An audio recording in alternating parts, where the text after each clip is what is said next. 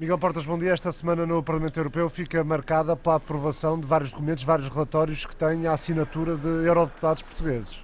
É verdade, até parece que não há fome que nem dê em fartura. Foram 5 relatórios, nem mais nem menos.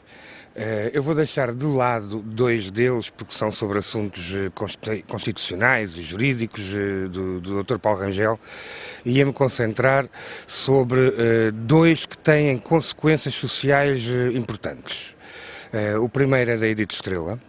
Trata-se de um relatório que é um relatório para uma diretiva, portanto tem efeitos, e que era sobre as licenças de maternidade e o apoio à mulher, à mãe e ao pai em contexto de nascimento de crianças. A proposta que passou alargaria o apoio, ou alarga o apoio até às 20 semanas, com 100% do vencimento. Em Portugal atualmente é 16 semanas com 100% do vencimento.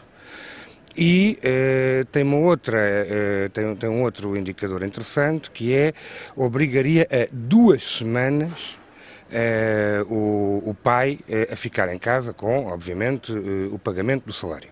Sendo que em Portugal isso é facultativo. Portanto, do ponto de vista...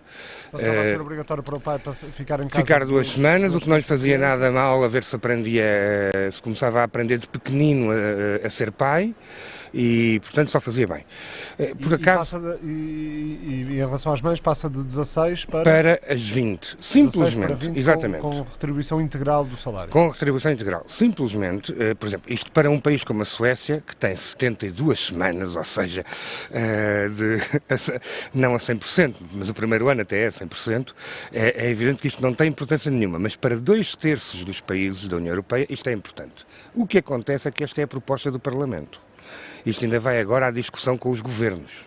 E há, exatamente porque 2/3 dos governos têm um quadro legal pior, há uma enorme resistência a que isto fique assim. De qualquer modo, é um bom sinal.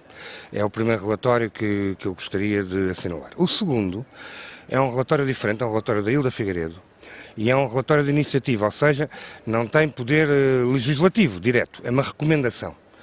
E a principal recomendação que tem é de que, neste contexto, para combater a pobreza, é indispensável a criação de um rendimento mínimo em todos os países da União Europeia. O rendimento mínimo é algo que, enfim, os portugueses sabem, se estabelece a partir de um indicador que é 60% do rendimento médio per capita, digamos assim, do país. Isto significa o quê? Que a linha para baixo destes 60% se entra na linha de pobreza, para cima destes 60% se entra, enfim, se fica acima da linha de pobreza. Esta proposta é uma proposta que a esquerda tem há muitos anos, foi aprovada por uma maioria até folgada, mas obriga-nos hoje em dia a uma reflexão, em particular no momento em que os países da União Europeia são cada vez mais divergentes, ou seja, que há países cada vez com mais dificuldades, como Portugal, e há outros que, apesar de como a Alemanha, que se vão aguentando bastante bem no meio desta União Europeia. Ou seja, a oportunidade dessa proposta não poderá estar em causa pelo momento que atravessamos? Eu creio que está obviamente em causa, porque há vários países que se recusam a ter rendimento mínimo. Estamos ainda longe da ideia de um salário mínimo europeu, mas o principal problema é este, é que este tipo de política aplicado a cada país evita que se agrave a pobreza dentro desse país. Mas como os países estão a divergir, não garante nem assegura nenhum tipo de convergência, ou seja, que Portugal, que é um país com mais pobres e com mais pobreza do que a Alemanha, progressivamente, à distância de 10, de 20, de 30 anos, que era no fundo a nossa promessa na Europa, se fosse aproximando dos níveis de vida da Alemanha. Para isto era necessário algo mais do que um rendimento mínimo a nível de cada país. Era preciso que a União Europeia tivesse uma espécie de fundo complementar para a segurança social e para o combate à pobreza, e que esse fundo fosse constituído ou financiado a partir, por exemplo, de uma taxa sobre as transações financeiras.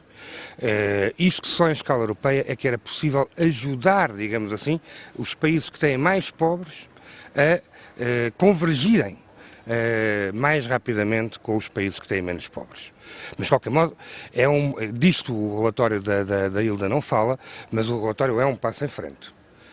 E houve um terceiro relatório, não tem diretamente a ver com isto, mas tem diretamente, que é um relatório do Diogo Feio, do CDS, sobre a governação económica. E é um relatório curioso. Eu votei contra ele, porque nós estamos hoje em dia aqui, nós estamos ante aquilo que eu chamaria o consenso de Bruxelas.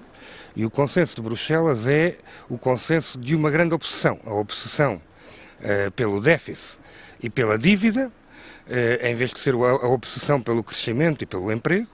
E estamos perante a consequência dessa obsessão, que é uma fúria sancionatória da parte dos principais países, e muito em particular da Alemanha. Houve, aliás, esta semana uma declaração comum daqueles que são, de facto, os dois principais países do Diretório Europeu, a França e a Alemanha, que é exatamente neste sentido. Puseram-se de acordo sobre a fúria sancionatória.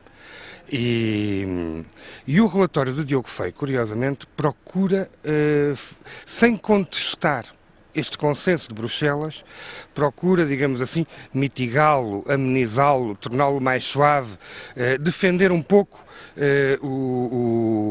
os países mais fracos. Ou seja, votou contra, mas entendo que tem aspectos positivos. Tem aspectos positivos, aliás, alguns deles bastante inteligentes do ponto de vista da democracia. Por exemplo, ele acha que antes dos governos enviarem os seus dados para Bruxelas, para se começar a discutir a nível de Bruxelas como é que devem ser os orçamentos do ano seguinte, que os governos devem enviar isso depois de uma discussão no Parlamento Nacional. Ou seja, a primeira discussão deve ser feita no Parlamento Nacional.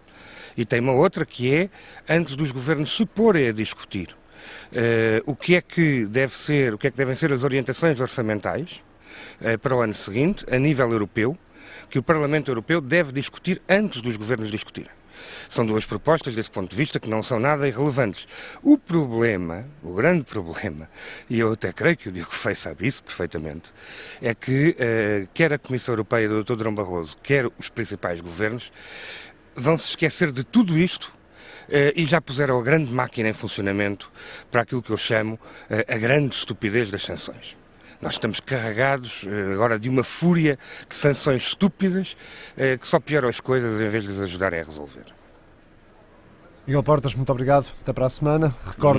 Recordo que ontem o Presidente da Comissão Europeia, José Manuel Durão Barroso, jantou com vários eurodeputados portugueses e salientou precisamente a importância da semana no Parlamento ter ficado marcada pelos relatórios com o nome Feio, Estrela, Figueiredo, Rangel.